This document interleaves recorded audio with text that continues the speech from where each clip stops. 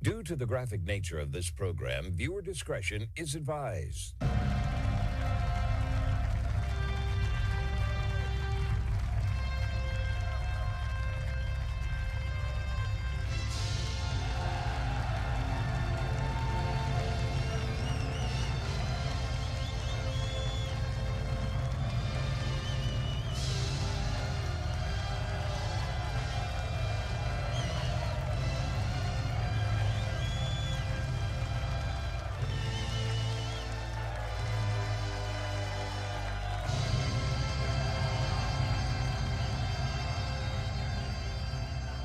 Welcome to the Marco Dure Show, everybody. It is Monday, July 1st. Thanks for starting your week off right and tuning into today's show and staying up to date on all the groundbreaking news where the facts are facts and hard truths thrive. Please make sure to like, follow, and share the show with some friends. I always appreciate when you do that. So let's get ready for the best hour radio has to offer. Let's start things off with this article in the New York Post. And it says here that the In-N-Out heiress, Lynsi Snyder, reveals that she's moving her family out of California as company expands east because it is, quote-unquote, not easy here. Now, this is interesting to me. This woman is a billionaire. And, of course, she holds all the... I think she runs the entire franchise now that her family started. And it's shocking to me in a sense here because you have a California billionaire now relocating to Tennessee. And, of course, now the idea, of course, they're going to expand the franchise even further. It used to just be a California thing. Now they're trying to go much, much further now. And you would think as the company expands, get bigger, obviously more revenue comes in. But that's not enough for her. That's not enough for her. And she went on to say, there's a lot of great things about California, but raising a family is not easy here.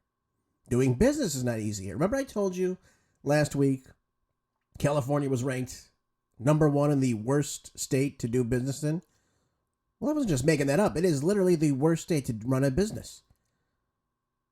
And obviously, if it's affecting a billionaire's decisions to stay in the state, obviously, what can you imagine for the people that are middle class, people that are working, right? Obviously, it's a difficult state to run. Now, as I said before, she's going to go to Tennessee. She said, we're building an office in Franklin, and so I'm actually moving out there. So they're they're looking for, obviously, new ways to expand. She's looking to get out of California. Now, she served as the company's president since 2010 and confessed that the bulk of their stores will be in California, even though they will have a new office in Franklin, Tennessee, just south of Nashville. So again, I tell you this why. Because again, bad legislation, bad decisions in your state will cause people with money, even if they have lots of money, to leave. And they will take all of those good-paying jobs, those people that help run In-N-Out Burger, which is a great burger franchise, by the way. You'll be lucky to get in your state. Those good-paying jobs leave as well. And all those tax dollars go with it. So yes, California will still have many In-N-Out burgers, obviously. Thank God for that, at least. But again, the bulk of the jobs that are good-paying jobs are going elsewhere. Now, it goes on to talk about her family life here. But it says here that, so when we came down and saw Irvine and all that, Irvine, California, Orange County,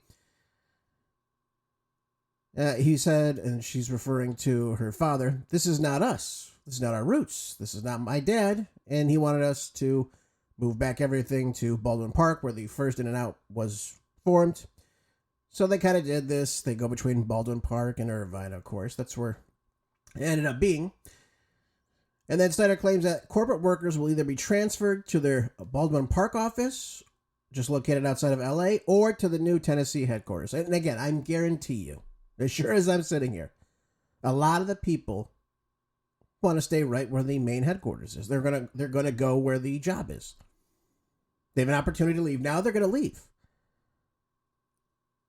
The company that founded California's first drive-through hamburger stand broke ground on a new 100,000 square foot office building in Franklin in September of 2024. The company plans to open its first Tennessee restaurants by 2026. Snyder then confessed that she rejected invitations to open In-N-Out locations in Florida and other various states on the East Coast, but she hinted that it could expand into other places, stating that we're able to reach Tennessee from our Texas warehouse, so we're not putting out a new meat facility where we do all of our beef to send it to stores to make patties. We're not going to be having to do that. So again, you see how she's branching out. You see how she's getting the hell out of California. And again, it goes back to what I was telling you. Is this a great place to start a family? Right? Think about this. Think about what's being pushed in the California public schools, where you have, I think, half the kids are now illiterate now in reading. You have some cities where it's like 3% can do reading, writing, and arithmetic at grade level in their inner cities. I mean, it's really that bad. Of course, California ranks second to last overall in public education, despite Gavin Newsom saying it's 40 now. That's a complete lie, of course. Shutting down the schools during COVID for much longer than what they should have been, keeping kids out of schools. Now, do I think her kids go to public schools? I have no idea. I'm guessing not. But you see how these things move around. And don't even think that the public schools aren't any different than maybe some of the private, even the religious schools. Some are, some aren't. But again, these bad ideas foment. Don't think that just because it's a private school that it's just, free of all this ridiculous nonsense. And again, she refers here to, vaccine cards, making people, wear vaccine cards and bring them into show during COVID. I mean, just so ridiculous. So ridiculous. They closed their Oakland store because it was an absolutely dangerous area. So I think they closed the San Francisco one too. Let me see here. I want to say they closed that one in North Beach, if I'm not mistaken. But I mean, this is what they're having to deal with. The San Francisco Department of Public Health requirement to make restaurants check customers' vaccine cards during the pandemic. I think they closed that one as well. So it makes me laugh. But this is the kind of nonsense people are dealing with. Look at this. In the Oakland store, there was actually gunshots that went through the store. There were stabbings. I mean, so they closed the restaurant down. It's unbelievable. Again, you're going to see a lot more of that in California as well. Again, as the crime went up, you're going to see a lot of these chains, these areas, simply just closed down. Why would you want to put a restaurant in an area like that? We have to deal with this kind of nonsense day in and day out. You have police that either can't do their job because they've been deballed by the government and the local government as well. So again, it's not a safe environment. The schools suck. The roads suck. Creating a business out there sucks. So what is she doing? Smartly enough, she's getting the hell out of there to circumvent all this. So while the once great and again founded in California business comes to an end in Irvine, it's going to be seen elsewhere, folks. That's what people do with their money. They go where the jobs are. They go where it's safe. They go where they can expand. They're not going to stay there. They don't want to stay there. Why would they? Doesn't make any sense. They're voting with their feet, folks. And again, I think you're going to see that again. We've seen it before with many businesses in the past. It's going to keep happening. So while it's sad they're moving their headquarters out, and again, I saw this with Toyota 10 years ago. They moved it out of Torrance, California. I said, well, geez, moving all those good-paying jobs, the state is going to let them just leave? This is before Gavin Newsom got in office, too, by the way. Don't think this just happened overnight. This has been in effect for a long, long time. So a lot of these headquarters, again, bringing in all this revenue, are taking it elsewhere in the nation. And that's what you're going to start seeing more and more, again, as Gavin Newsom becomes more and more of a tyrant. And again, he desperately wants to be president of the United States. That's why he was in South Carolina last week. It's interesting, isn't it? Right? He wants to run for president. He can't put water in fire hydrants. He clearly has no recourse to help getting these homes built. So again, you can lose everything. You lose your home in one of the most expensive areas of Los Angeles, and nothing's being done about it. Adam Carolla just put out a YouTube video earlier this month, and there's nothing being built in Malibu from the Malibu fires. Nothing at all. You see some debris being removed, but there's nothing being rebuilt. I mean, there's still actually just some houses just gone. And you see all the debris just sitting right there next to the ocean, of all things. Where's the Sierra Club on this one, right? Where are all the environmentalists who pretend to care so damn much about protecting our ocean, protecting our land, our soil, our air? Where the hell are they? Nowhere to be found. There's no one to sue, so there's nowhere to be found. Awful see in and out go, but, as goes the state, you see more people leaving. Very sad. This is in the Wall Street Journal. I want to move on to this one right now. Let's talk about the economy. And it says here that the United States is the leading indicator, shows economic clouds gathering. And it says, while no recession has yet been forecast, economic growth is expected to slow substantially in 2025. So again, even though we have all of these, we signed the big, beautiful bill, we're told it's going to create 6 million new jobs. We have all these foreign governments pledging to put billions upon billions of dollars into the United States. It's going to take a while. I told you this. It's going to take a while. And what Trump needs to do, again, he was successful in obviously keeping the tax rate lower. That was a good thing. But he needs to start getting the manufacturing back in the United States. Otherwise, what are we? I told you this before. What are we, a nation of restaurants, fast food chains, and DoorDash? I mean, what the hell are we? Amazon? And even that, everything there is made abroad. We need to start bringing these good-paying jobs back. The manufacturing has got to come back. That's what Trump needs to focus on. And I think if he can start doing that, along with getting our energy under check, I think it could be, obviously, a time for great growth in this nation. I do. Despite it being slowed down in the first, 6 months or so. Again, it's not going to happen overnight. Understand this. Joe Biden did nothing for the economy his entire 4 years in office. In fact, he crushed it. Donald Trump needs to, again, come in. He needs to make sure it is appealing for businesses. He needs to get the manufacturing going. And if he can do that, he's going to have a very successful economy. But if he does not, and things stay as is, you're going to see a lot of degrowth, among other things. You'll see things like dragflation, because again, inflation will go up. So you're going to see a lot of that. But here it says the economy is set to slow. Leading economic indicators say, with the impact of these tariffs, which is another problem, becoming more pronounced in the second half of the year through higher prices. So let's understand this. Trump has put these tariffs into place. Now, there's some people that championing it. They say it's great, it's fantastic, couldn't be better. Look at the money we're bringing in. And I say to everybody, slow down. Someone has to pay for that. Someone has to pay for that. And this is, again, why you see a lot of these businesses, they're kind of teetering on, do we expand? Do we not expand? Do we hire more people? Do we not? Do we raise their prices? Do we keep them as is? And a lot of it has to do because they don't know what Donald Trump is going to do.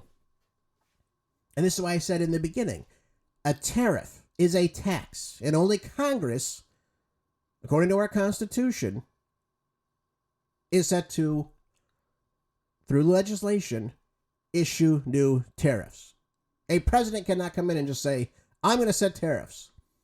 The Congress should be the ones that, again, speak about it, speak about what they want to do. Again, I'm not opposed to a tariff.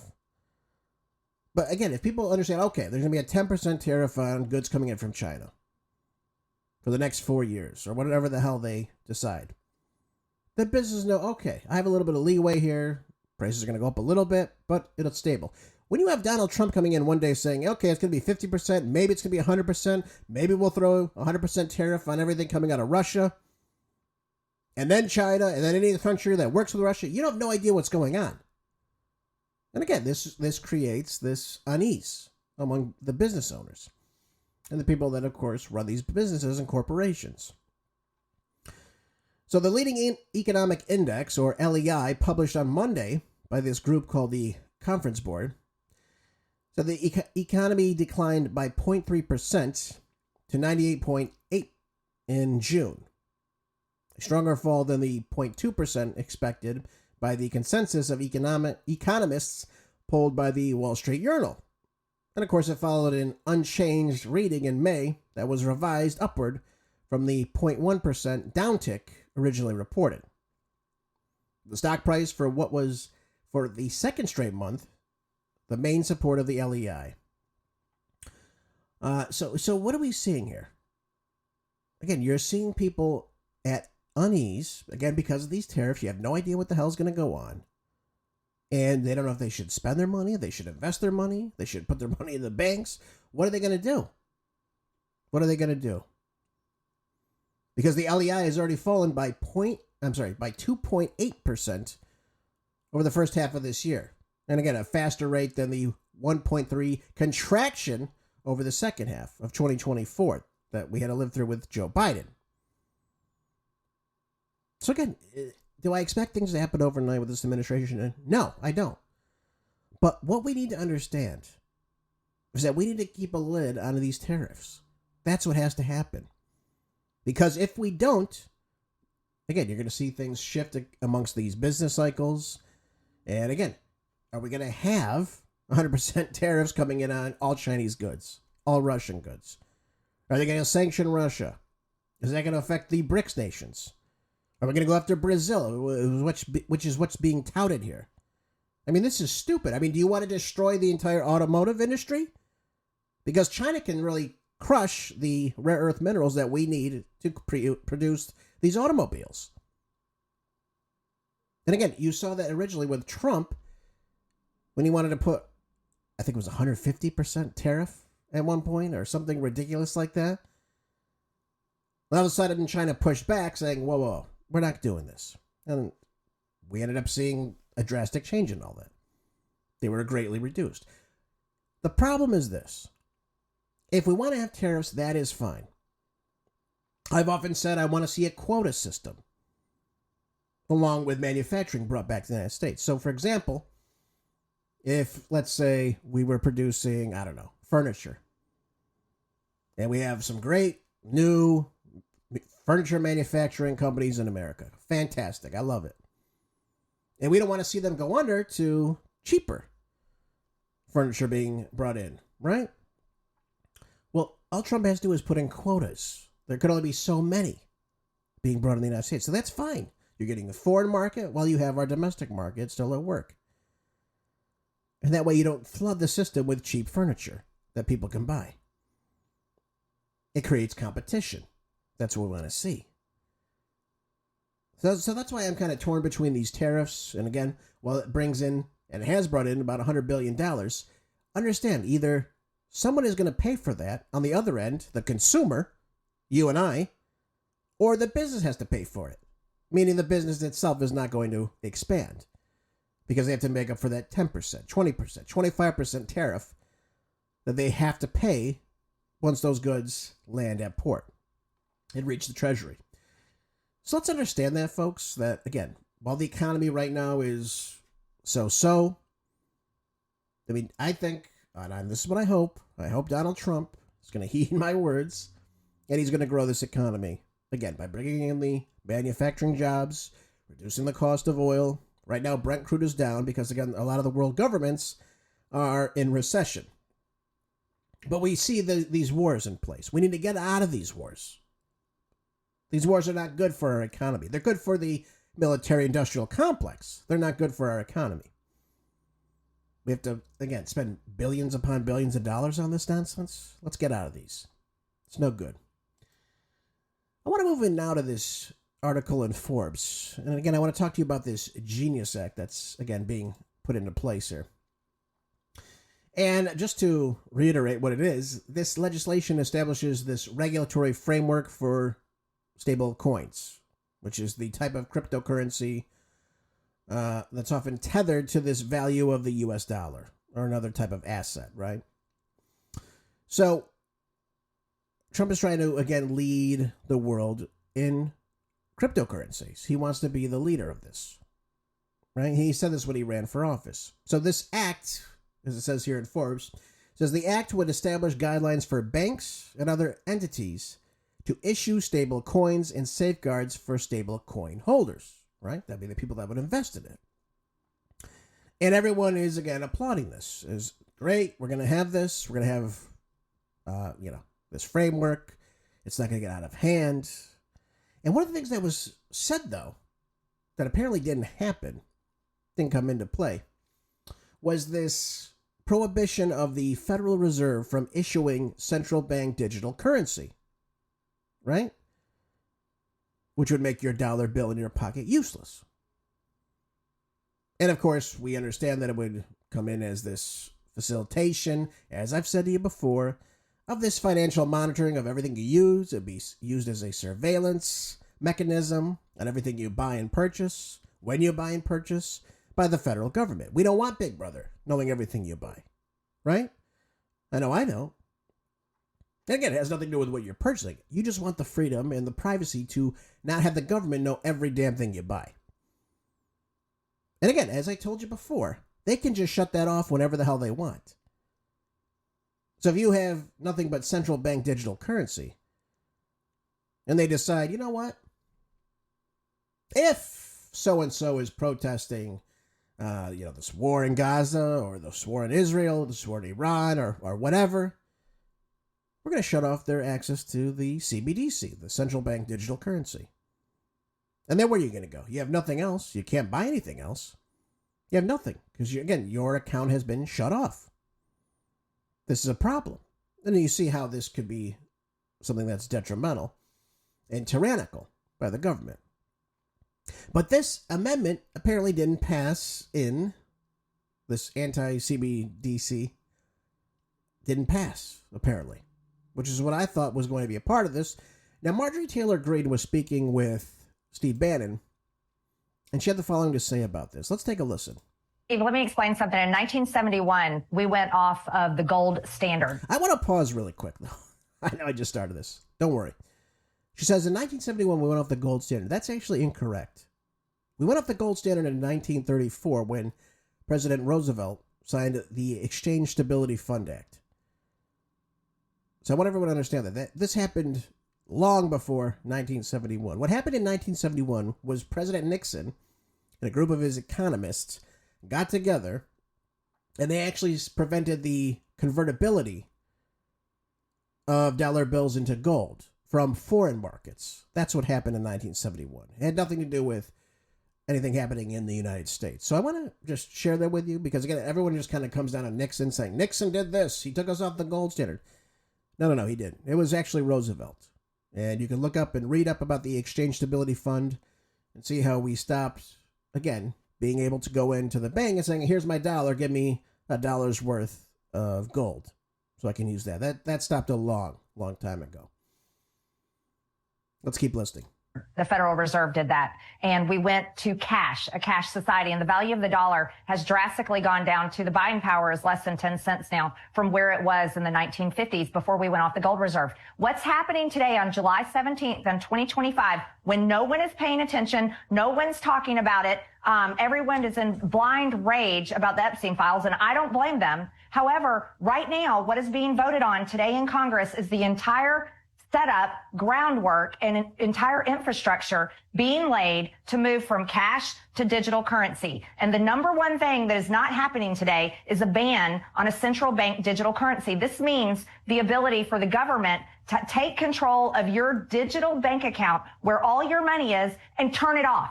And this is why I'm so upset and it's not being talked about. Steve, I was the only no vote on the rule last night. And Congress set a record last night, and no one's talking about that either. This was the longest vote held open for a rule in history. And it finally shut down sometime around midnight because there was a deal made, and the deal will not be honored. It was a deal that Speaker Johnson made, and he said that he would put a ban on central bank digital currency in the NDAA. But let me tell you something. That's going to get stripped out in the Senate because what they told us all week long is the Senate does not have the votes to pass a ban on a central bank digital currency. So I want to lay this out straight for you all. Okay. So I think you get the idea here. They didn't ban it. So they have the framework put in place so that they can allow this to happen. And you could see, as sure as I'm sitting here, how this can get completely out of control.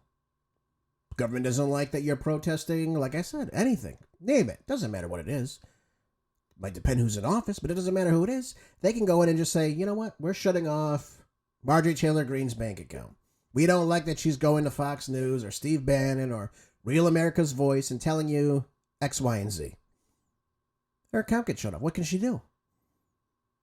She can't buy food. She can't pay her bills. She can't put gas in her vehicle. She can't buy anything.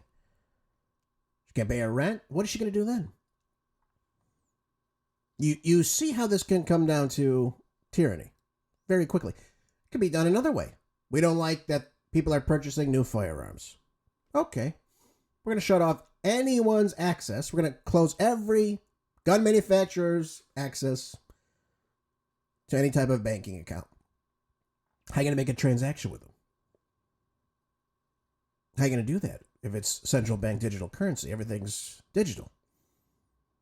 Now you have no way to purchase a gun anymore in the United States.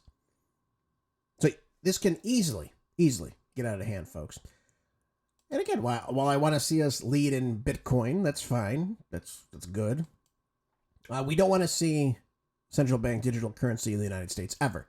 And again, that will also lead to, as I said before, a national ID card, a national number, for example. You have a number, right? They can shut that number off should they want to. Everything about you is on this national registration number, for example. That's how they would do it. A national ID card. We don't want this. You should be screaming at the top of your lungs about this. Because it only leads to more and more tyranny, folks. We'll keep an eye on this. I pray to God that the framework to reject a central bank digital currency by the Fed is completely null and void soon. What's happening in the Middle East, though? Let's move on to this. Let's move on to what's happening with America abroad.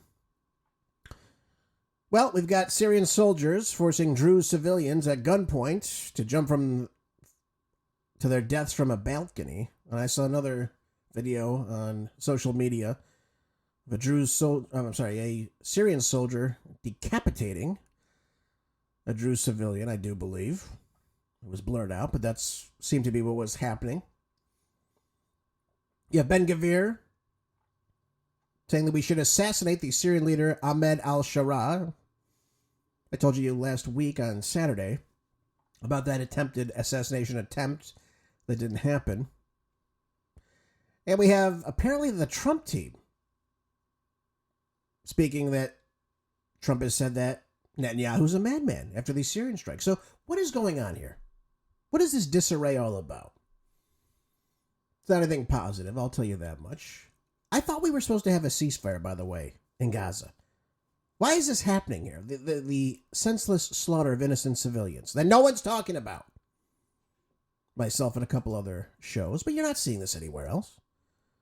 Seldom will you ever see this. Well, you will never see this on mainstream news. The Associated Press says that officials say that 85 Palestinians seeking aid are killed in Gaza as Israel widens evacuation orders. So again, they're trying to run this ethnic cleansing campaign. They're trying to get people out of Gaza to take over the land. This is what it comes down to. They want the land. They're going to remove people from it. If you aren't going to leave, you're going to die. It begins by saying Gaza saw the deadliest day yet for aid seekers. These are people seeking humanitarian aid. In over 21 months of war, as at least 85 Palestinians were killed trying to reach food on Sunday. That's what the health ministry had said for this territory. There was new alarm as Israel's military issued evacuation orders for part of central Gaza, one of the few areas where it has rarely operated with ground troops, and of course where international organizations are trying to distribute aid. Think medical aid, food, water, shelter. You get what I'm saying. One group said several offices were told to evacuate immediately. There was no immediate Israeli comment. The largest death toll was in devastated northern Gaza, where living conditions are especially dire. At least 79 Palestinians were killed when they were trying to reach aid entering through the Zimken crossing with Israel. Folks, this is not right.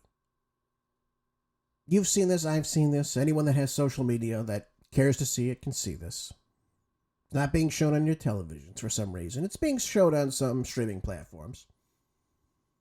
Why is this constant slaughter of civilians, not the terrorists, not the Hamas terrorists, whom they claim to go after? Why is this happening to civilians? Well, it goes back to what I just told you. They want to remove everyone from Gaza. This is the way to do it. Why are they getting evacuation orders?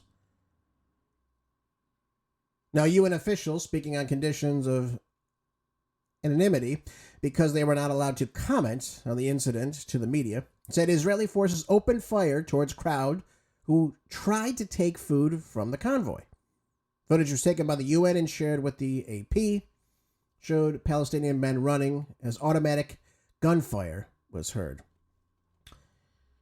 Okay, do you hear about this? Does Donald Trump tweet about this or post about this on Truth Social? Does anyone say a damn thing about this?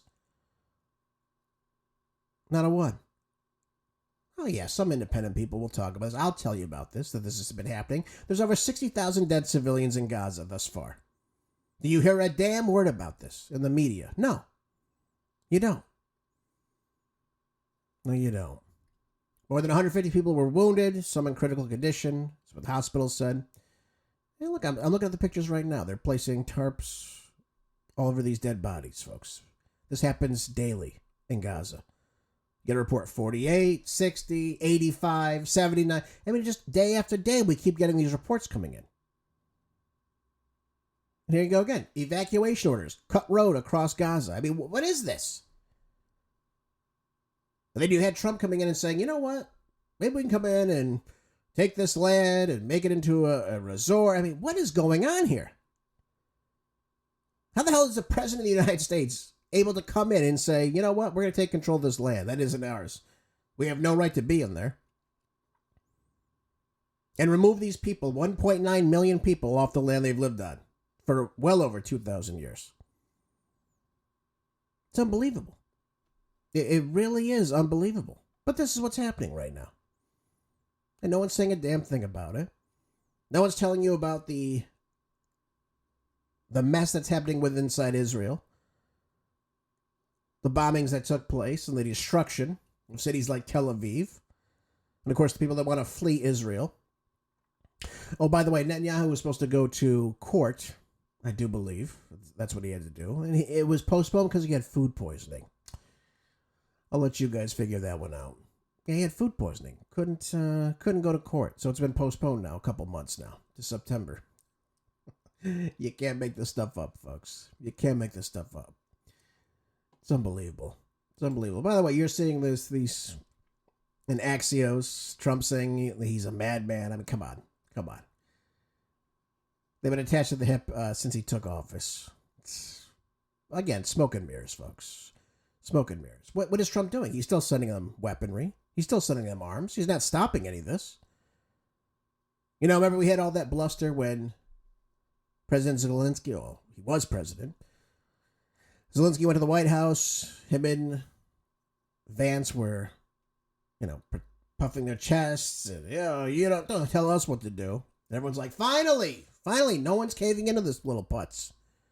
What are we doing now? We're sending them more arms months later. So they continue this nonsensical battle that they cannot win. And will not win. And I said, as we send more arms, as this goes on, you're just depleting the Ukrainian population there. And you're allowing Vladimir Putin to take more land. We never get any of the information on this. What are we proposing to Vladimir Putin in this war? We're talking about peace. I think Trump wants peace. I think that's what he's stated. I have to take him at his word, but why are we sending more arms now? This is his war in all these regions. Doesn't matter what Joe Biden did. Joe Biden is of the past.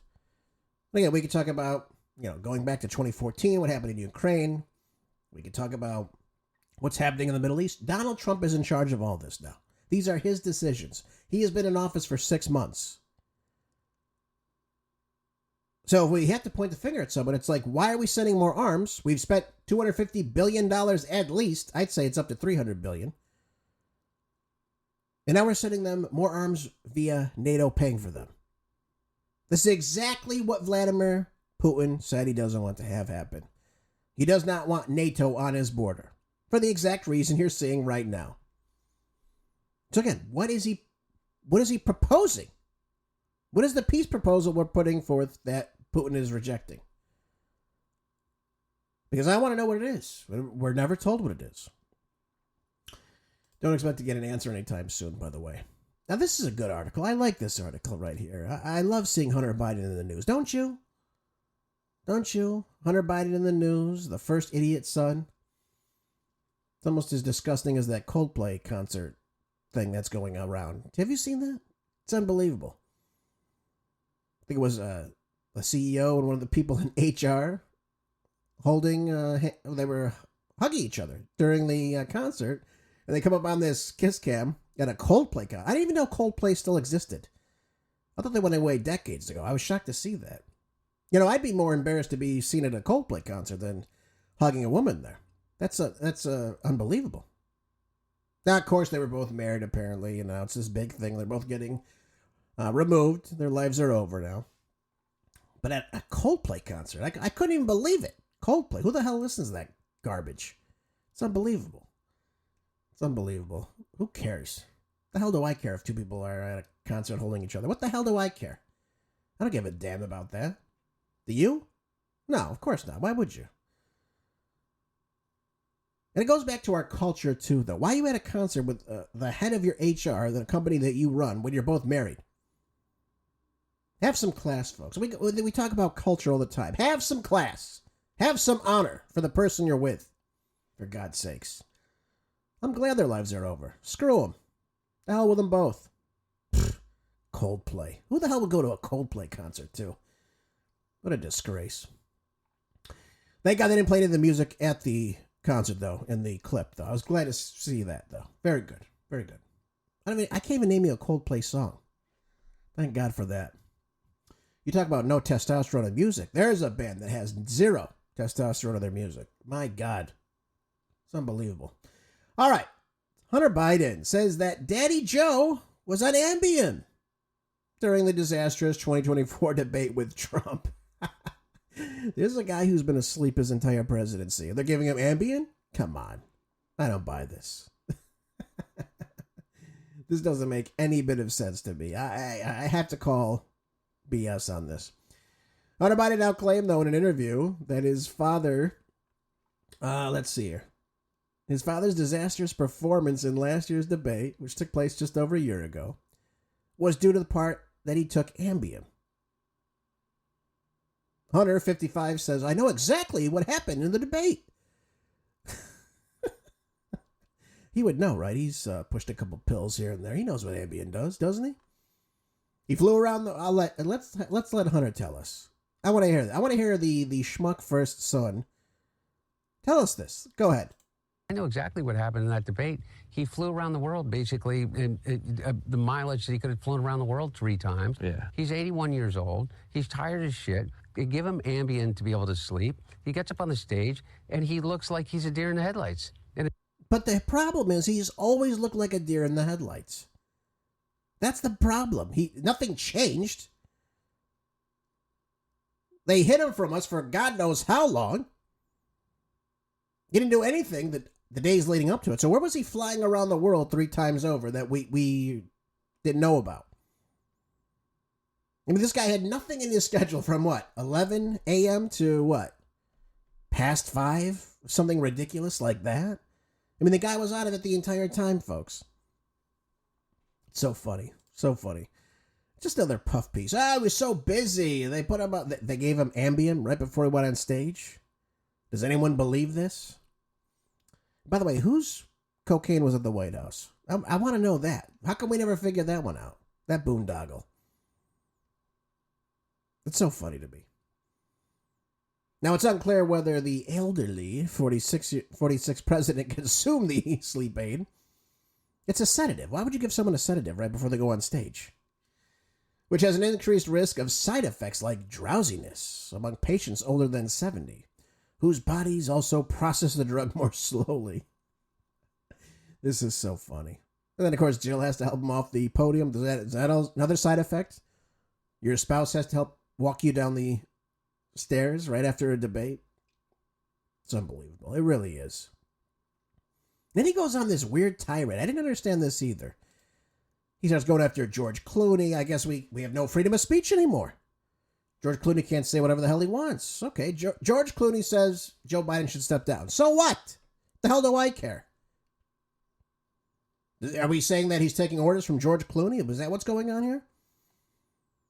Now, forgive me, he's going to be cursing a lot in this next one. But let's take a listen to this. He just goes off on these random tirades like a drug-addled lunatic that he is. Who I believe he lives in Malibu right now. He's living off the government dole still. And he has for a long time. Smartest guy Joe knows. Here he is. Let's hear him keep going, running his mouth. And he's somehow convinced all of us that these people are the fucking criminals? White men in America are 45 more times likely to commit a fucking violent crime than an immigrant. And the media says, well, you got David Axelrod and, Rahm fucking Emanuel. So fucking smart, Rahm Emanuel. And so we got to understand that these people are really mad. And we got to appeal to these white voters.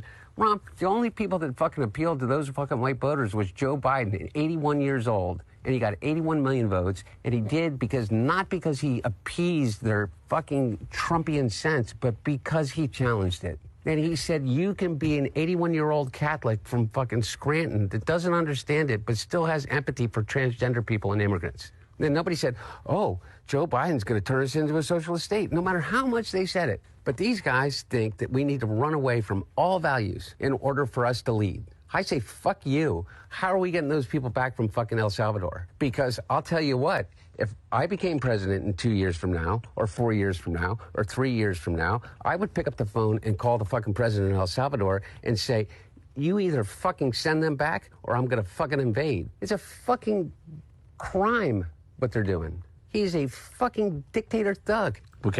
So he is talking about Trump here in this bizarre tirade that he just can't stop his motor mouth, drug-addled brain from running on. I mean, this is hilarious. Your father let in 20 million illegal aliens into this country, and you're talking about Donald Trump, who has every right and is following existing, and this kid's a lawyer, too. I don't understand this. Existing immigration laws signed by presidents. The legislation passed through both houses of Congress, and they've been signed off by the president. This meets what demand. If you come in this country illegally, you have the ability, obviously, to be deported. You are an illegal alien. It has nothing to do with immigration. We're talking about people that have come here illegally. And so what they try to do here is, they try to melt both these words together, immigrant versus illegal alien. And they put it as if Donald Trump is against immigrants, which, again, he's been on record saying he is not. But then to come out there and say he's going to invade El Salvador to bring back illegal aliens? Really?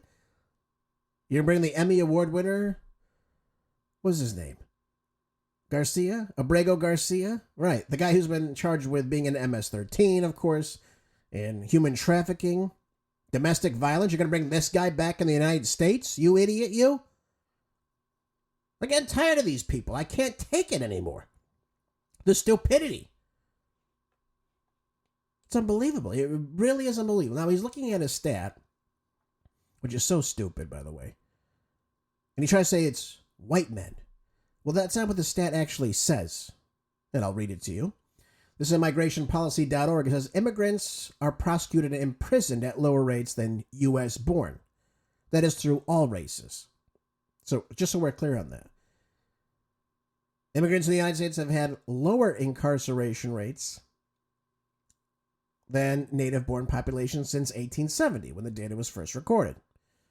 In 2020, immigrants were 60% less likely to be incarcerated than U.S.-born. That's fine. No one's saying that. We're talking about illegal aliens. I mean, is this guy an idiot or what? This guy's a moron. He has no idea what he's talking about. If he runs for president 2 years, my God, that'll show us where we are as a nation. Can't believe it. I almost can't believe it. But anyways, never underestimate the drug-addled mind, folks. Never underestimate a drug-addled human being. That's it right there. Cursing every other word. I mean, going off on tangents doesn't make any sense. What does that have to do with the debate anyways? calling Trump a criminal for following immigration law? Is this guy kidding me? Now, the reason they want unchecked, unbridled, unfettered immigration of illegal aliens in this country is because they know 3 out of 4 are going to vote Democrat. That's how they win. That's the only way they win. 81 million votes. The most popular president of all time left because George Clooney wrote an op-ed. Yeah, I believe that, folks. Oh, and he didn't do well in the debate because he took an Ambien. Who believes this? Who believes this nonsense? They're just doing cleanup for Joe Biden. That's all it is. Now, maybe Hunter Biden missed this article in Breitbart today. Look at this. This is disgusting here. Second suspect arrested in ambush of off-duty Border Patrol agent in New York City is also another illegal alien. Well, maybe Hunter Biden didn't get the memo that a third of the people, at least in federal prison alone, are illegal aliens. Maybe he didn't get that one. 33% of people in federal prison are illegal aliens. Did you know that? No, of course not. They didn't tell you that on CNN. The second suspect involved in the July 19th ambush in New York City of an off-duty Border Patrol agent is also an illegal alien. They keep saying illegal immigrant. It's illegal alien. He's not an immigrant. Who, of course, has benefited from these sanctuary policies thanks to the Democrats in office. Homeland Security Secretary Kristi Noem revealed in a press conference on Monday. Both suspects are now in police custody. So what happened here? And most of you have probably seen this footage as well. They go up to this guy in the park, and they try to ambush him. This Putz and his friend at Fort Washington Park under the George Washington Bridge. This footage obviously shows that these 2 assailants, these 2 illegals who have no right to be in this country, approaching the off-duty officer and his friend, and again try to commit this armed robbery, of course. The officer happened to have his weapon on him, as he was able to retaliate, injuring one of the suspects, who was identified as Miguel Francisco Mora Nunez. Wonderful. I'm so impressed. ICE arrested the second suspect, on Monday morning, confirming he's also an illegal alien. Let's see, where's he from? Christian Ebar Barrio. Wonderful. Is an illegal from the Dominican Republic. He entered the country illegally when? Oh, in 2022, under the great Biden administration. 81.3 million so-called votes. And was ordered for final removal. In 2023 by an immigration judge. My God, he didn't go, folks. Why not? Oh, he found paradise in New York City. We can go, mug people. There's no cash bail. You get yourself a place at the Roosevelt Hotel that's being destroyed as we speak. I mean, it's ridiculous. But get this. It doesn't just start here, folks. This has been going on much further. Ooh. Look at this. He has a criminal record in New York City, and detainers were ignored thanks to Eric Adams' sanctuary city policy. He was arrested for reckless endangerment and larceny and was released before ICE can get him off the streets. Well, of course, they're not going to cooperate with ICE. In saner times, obviously, this would happen. Now, according to Kristi Noem, the wounded suspect, Mora Nunez, was also apprehended after seeking medical care. A Dominican national entered the country illegally back in 2023 to make our lives better, folks. Right? They all came here to work.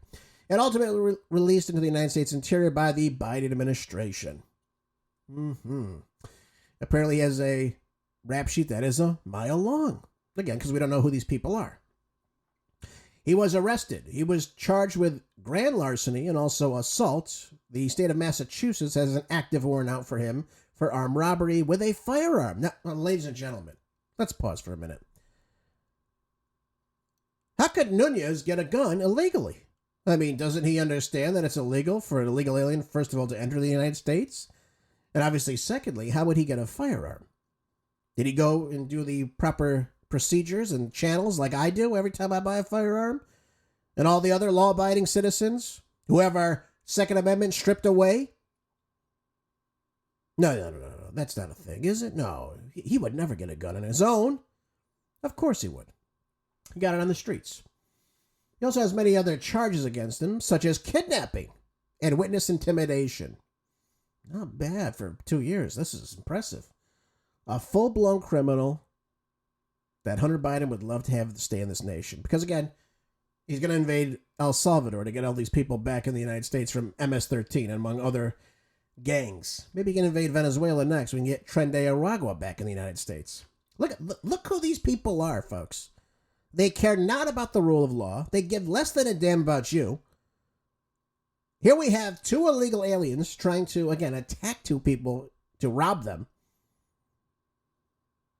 And they live in these sanctuary states, and they live, of course, in these sanctuary cities, where they're given everything from a roof over the head to food, and apparently a firearm. Really fulfilling their American dream. I do have to say that. Maybe he can register as a DACA recipient after all this. Unbelievable. Make no mistake, this officer is in the hospital today, fighting for his life because of the policies of the mayor of the city, and of course the city council, and the people who were in charge of keeping the public safe. They refused to do so, and now, of course, the situation is in our hands, where someone who has dedicated their life to protecting the public is now fighting for his own life. I mean, this is awful. This is awful. Look at this. This is ridiculous. It's unbelievable. Now, they will try these 2 creeps, and of course, hopefully, either jail time or complete deportation is what really should happen. Why should we hold these people up in our jails when they should be in jail somewhere else? I'm sure if they've committed crimes here, they've committed in their country of origin. That's what should happen. I'm getting so sick of this. Why are we keeping them in our jails? We don't want them in our jails. We want them gone. We don't need this. Anyways, let's move on to one positive article. This is a good article. I like this. This is a good one. Something positive for everybody. I like this. It's when the law actually makes sense and, of course, works. This is in Breitbart. It says that the ATF's pistol brace rule vacated after Trump's DOJ agreed to dismiss the case. This is a good thing. Finally, something good today. I can actually read to you. Especially a win for the Second Amendment, of course, gun owners themselves. It says here that the pistol brace rule instituted by the ATF was vacated on July 17th, 2025, after President Donald Trump and his DOJ agreed to dismiss the lawsuit launched under the Biden administration. So what happened here? The Firearms Policy Coalition celebrated the victory on the day of the dismissal was announced, stating the following. This afternoon, the Firearms Policy Coalition and the federal government agreed to a joint dismissal of the government's appeal in our Mock versus Bondi lawsuit, a case that was successfully challenged by the Biden ATF's pistol brace ban, right? It secured an injunctive relief for gun owners, while the case was being litigated to final judgment, which completely vacated the rule. Very good. Very, very good. This is so ridiculous that they try to do all this. A pistol brace ban? I mean, come on. Obviously what they're trying to do here is, via this rule, the ATF categorized AR pistols with braces on them as short-barreled rifles under the National Firearms Act. And of course, requiring now further registration for the use of this for the firearms, and of course this large process now that has to go along with that for machine guns. So they basically want to ban these pistol braces. Yeah, there you go. Presidents of the Firearms Policy Coalition commented that the dismissal of the rule, as he explained in the court filing, braced pistols are not short-barreled rifles. So this is how they try to do things. They don't want you to have a pistol brace, right? And they want to go around the law, and they try to get you to ban it somehow. This is how they do it. They try to categorize things like an AR-15 is an assault rifle, which it is not. It's a made-up word. Doesn't mean anything. AR stands for assault rifle. No, it doesn't. You idiots. You have no idea what the hell they're talking about. And it looks scary. It looks like a weapon of war, right? That's what Gavin Newsom always says. Get these weapons of war off the streets. Well, hey, Nunez isn't following the law. Why the hell should we? Everyone has the right to own whatever firearm they want in this country. That is unquestionable. That's what it is. And, we get these rare wins sometimes in the United States, folks, where the law prevails. And in this case, the law did prevail. So that's great that these pistol braces, this case was thrown out. And finally, some common sense into the Second Amendment comes back. I like this. He went on to say, "We are thrilled to have secured this important win for liberty and excited to take on even more unconstitutional laws so you can exercise your rights when, where, and how you choose." And that's a good thing, folks. That's a good thing. We want to follow the law, right? We want to have the right to defend ourselves, our property, our family. Everyone has the right to do that. The Democrats don't want you to have a gun, though. They want Nunez to have a gun. They want Nunez to be here to make your life a living hell. This is what it comes down to. You have the right to defend yourself. And imagine if that off-duty Border Patrol agent didn't have a weapon to defend himself. I think he was shot in the arm and in the face by this creep. Things are getting crazy in this country. I want you to understand this. Things are getting crazy in this country because Joe Biden, Kamala Harris, Alejandro Mayorkas opened up our southern border. They let 20 million illegal aliens from 170 different countries come into this nation. That is a fact. You can take that to the bank with you. America is a less safe place today because of this. Doesn't matter where you are. Once these people get in and they think they're all going to go to California. Oh, they're all going to go to Florida or one of these other states. They can go wherever they want. We have 1.2 million illegal aliens in LA alone. And I'm sure that number is probably higher. That's the last figure I received. I'm sure it's much higher than that. And again, we have to talk about public safety. We have to talk about national security. We can talk about terrorists entering our nation.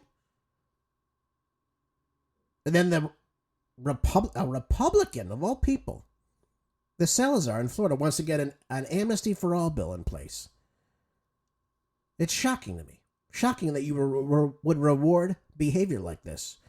And again, that just gives you, and anyone else in the world, it just tells every single person, if you can get to the United States, eventually you'll get amnesty. You could stay here forever. And bring your family along next time for the ride too. It doesn't make any sense. If you're in the country illegally, Donald Trump has the right to remove you and deport you back to your country of origin. There's nothing unfair about that. There's nothing illegal about that. There's nothing unlawful about that. He is simply following existing immigration law. And again, when you have people like this in your country that can illegally obtain a firearm, who don't give a damn about you, who don't give a damn about the rule of law, they will come in and they will cause harm to you and in your neighborhoods. Now, God forbid that happens. We hope that doesn't happen, but that is a possibility. Doesn't matter where you are. So we can't take any more chances, folks. And this is what I'm trying to tell you. You've got to be ready for everything. Because anything can happen now. Because, again, of this massive border surge of illegal aliens that took place. And the Trump administration is doing the right thing now, though. They're doing the right thing. They've closed the border down. 99% of crossings are down. And they're not catching and releasing and putting people into the United States. And this is why these things happen. It's unbelievable. It really is. But again, I pray Trump will restore order. Folks, thanks for being here with me today. I appreciate you. I will catch you tomorrow on the next Marco DeRay Show. Don't forget to keep your house in order. Get square with God. Make sure you start up your food, water, anything you need to be self-sufficient. And I will catch you next time. Until then, be good, stay busy, and God bless.